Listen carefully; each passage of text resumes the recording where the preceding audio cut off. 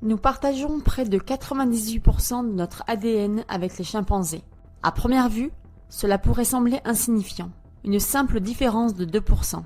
Mais en réalité, cette petite variation a façonné des mondes entiers.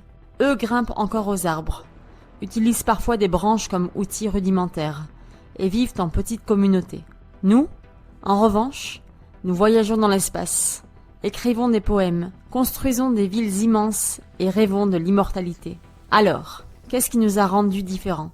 Comment une créature fragile, vivant en Afrique il y a des millions d'années, est-elle devenue l'être le plus influent de la planète? La réponse ne réside pas dans un seul événement, mais dans une suite de révolutions qui se sont enchaînées au fil du temps.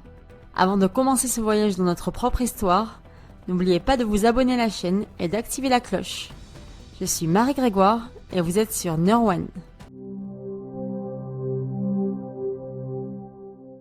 Remontons environ 7 millions d'années en arrière. C'est là qu'apparaissent nos premiers ancêtres, les australopithèques. Ils avaient encore un visage et une taille proche des singes. Leur cerveau était bien plus petit que le nôtre, et ils dépendaient entièrement de la nature pour survivre.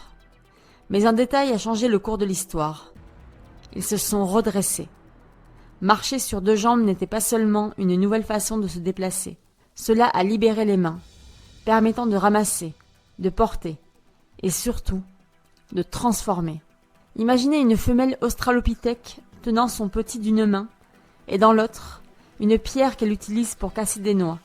Ce geste simple est peut-être l'un des premiers pas vers ce que nous appelons aujourd'hui la culture.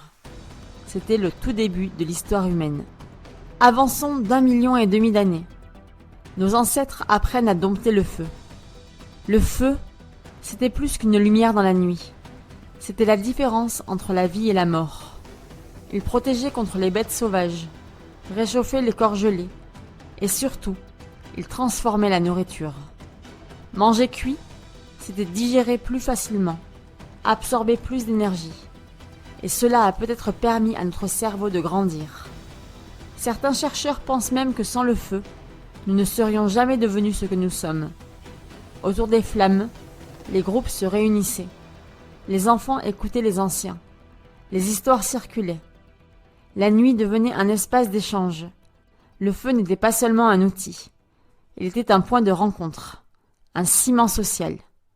En parallèle, apparaissaient les premiers outils. D'abord de simples pierres taillées, puis des lances, des haches rudimentaires.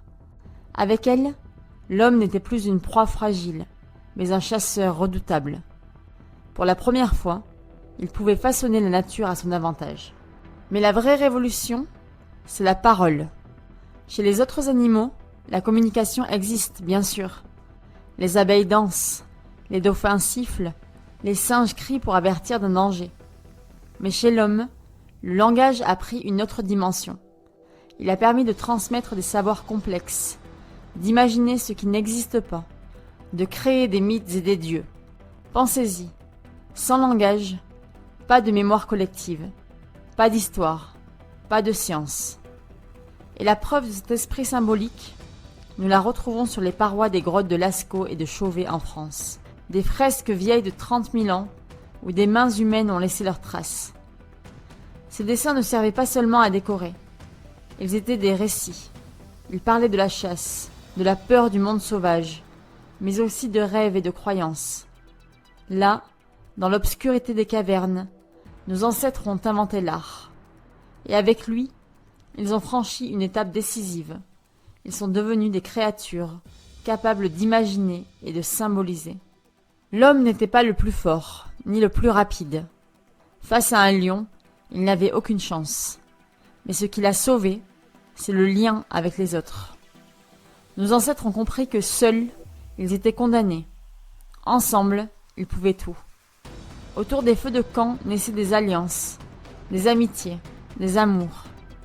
Les premiers clans se sont formés, puis des tribus, puis des communautés.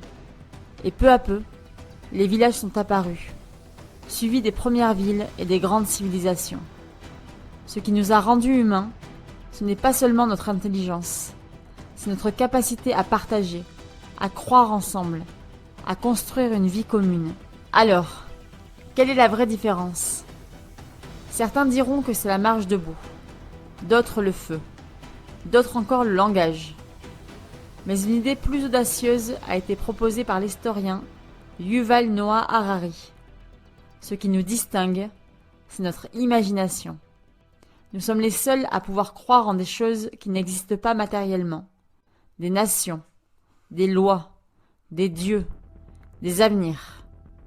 Un chimpanzé peut coopérer avec quelques dizaines de ses semblables, mais des millions d'êtres humains peuvent se rassembler sous un même drapeau, pour une même idée.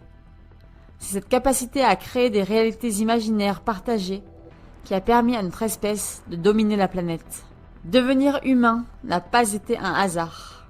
C'est le résultat d'un voyage long et fragile, une suite de révolutions étalées sur des millions d'années. De simples créatures marchant sur deux jambes, nous sommes devenus des bâtisseurs de civilisation, des rêveurs, des conteurs, des explorateurs. Mais une question reste ouverte. Notre transformation est-elle achevée? Avec les biotechnologies, l'intelligence artificielle, la conquête spatiale, sommes-nous en train de devenir quelque chose d'autre? Peut-être que l'histoire de l'humanité n'est pas derrière nous, mais devant. Si cette vidéo vous a plu, n'oubliez pas de liker et de vous abonner à la chaîne. C'était Marie Grégoire, à bientôt pour de nouvelles découvertes et d'autres histoires de notre humanité.